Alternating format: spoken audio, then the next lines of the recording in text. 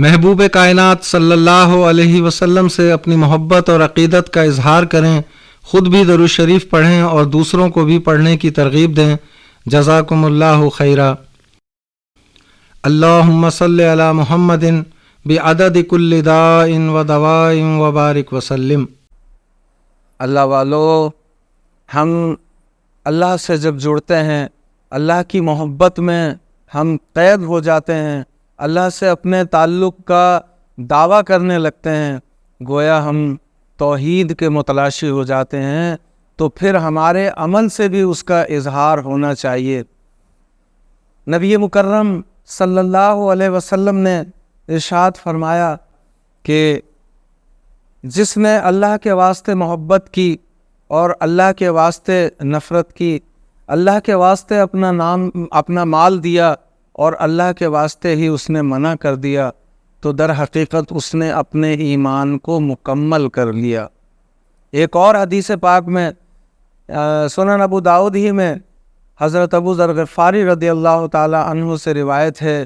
کہ اللہ تعالی رسول اللہ صلی اللہ علیہ وسلم نے فرمایا کہ بندوں کے اعمال میں اللہ تعالیٰ کو وہ اعمال سب سے زیادہ پسند ہیں جو اللہ تعالیٰ کی محبت میں کیے جائیں، اور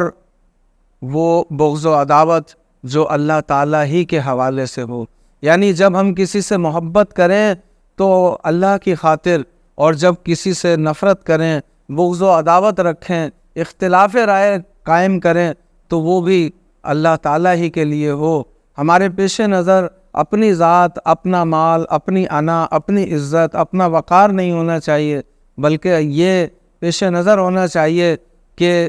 یہ شخص جو اللہ کا قرب رکھتا ہے تو میں بھی اس کے قریب ہو جاؤں کہ اس طرح سے مجھے بھی اللہ کا قرب حاصل ہو جائے گا، اور وہ شخص جو اللہ تعالیٰ کے احکامات کی خلاف ورزی کر رہا ہے، اس پر عمل نہیں کر رہا، اسے سمجھانے کے باوجود وہ اس جانب راغب ہونے کے لیے تیار نہیں ہے، تو ہم اگر اس سے بغض اور نفرت کا اظہار کریں تو گویا ہمارے پیش نظر یہ پہلو ہونا چاہیے کہ یہ بات اور یہ اعمال نبی مکرم صلی اللہ علیہ وسلم کے ساتھ ساتھ اللہ تعالیٰ کو بھی محبوب نہیں ہے، اللہ بھی انہیں ناپسند کرتا ہے، اس لیے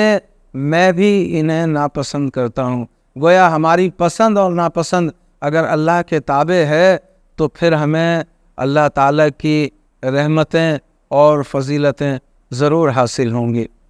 ہمارا یوٹیوب چینل ڈاکٹر عبدالسلام عادل ضرور دیکھیں اور ویڈیو ان لوگوں تک بھی پہنچائیں جنہیں اس کی آپ سے زیادہ ضرورت ہے۔ ویڈیو پسند آئے تو چینل کو سبسکرائب کریں اور بیل آئیکن پر کلک کرنا نہ بھولیں تاکہ چینل پر آنے والی ہر ویڈیو آپ کو فوراً مل سکے۔